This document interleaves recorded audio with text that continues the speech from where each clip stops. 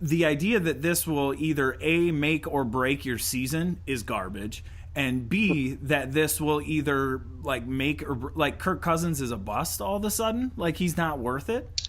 Yeah, I had a big problem with that today. I can't handle that.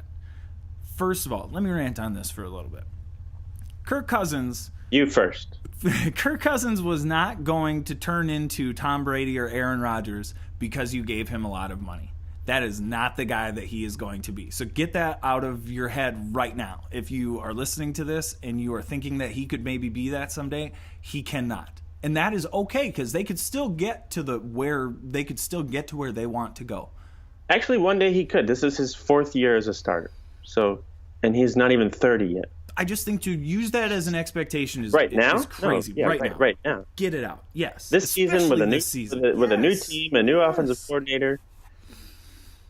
Yeah. The Vikings paid that amount of money to Kirk Cousins because he was the best available option as a long-term guy. Yeah. That's all they wanted. So the idea that because they paid him this money, Kirk Cousins is now going to lead this team to victory, like, he's good. He is going to win them a lot of games. He's going to put up a lot of points. He's going to put up a lot of yards. He is not, to me, part of the problem right now. No. I think to assume that he is part of the problem because he's not like Aaron Rodgers willing them to like victories. By the way, the Packers are 3-1 this year with Aaron Rodgers. Don't even get me started on that part of the argument, but I just it pains me that this is the expectation.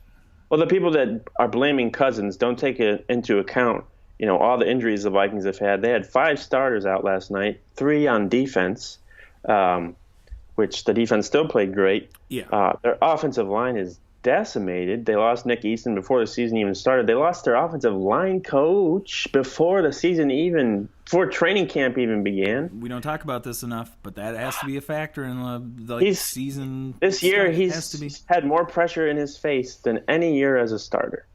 Any year. And he's still putting up great numbers. Obscene numbers. When you have pressure in your face that much, you're going to make mistakes. It doesn't matter if you're Tom Brady, if you're Drew Brees, or if you're Aaron Rodgers. He is putting up better numbers statistically than Drew Brees on like before this game. Well, yeah, and of course after because Drew Brees only had 120 yards. But yeah, he's got more yards. He's got more yards per game. He's got more.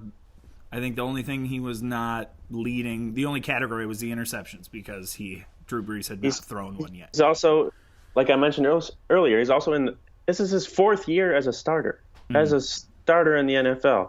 He's in a new team and a new system with an offensive coordinator who's not experienced at all.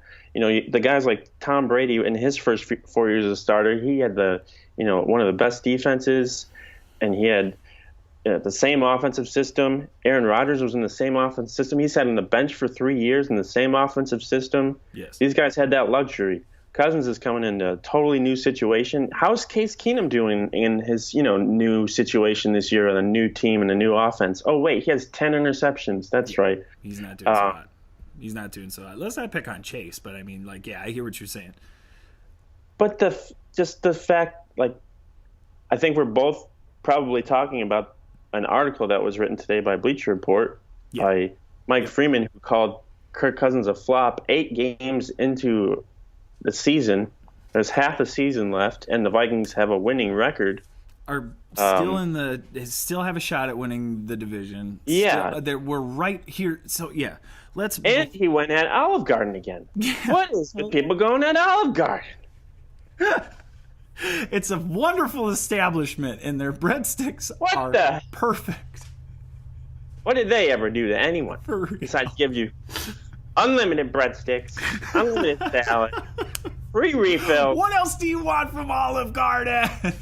Yeah, they give you straws. Whatever you want.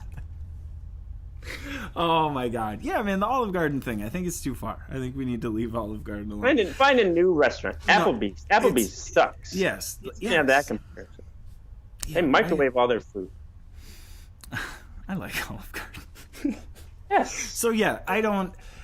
the idea that Kirk Cousins is a bust after this amount, I mean, he's exactly what he's supposed to be. That's a dumb argument.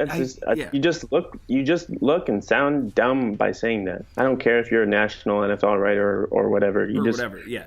But I do think that there are a fair amount of people who believe that, and I feel like the issue is not necessarily I think that it's the expectations. Like, what did you expect Kirk Cousins, dude who from Bleacher Report who wrote that article, what did you expect him to be after he signed that contract?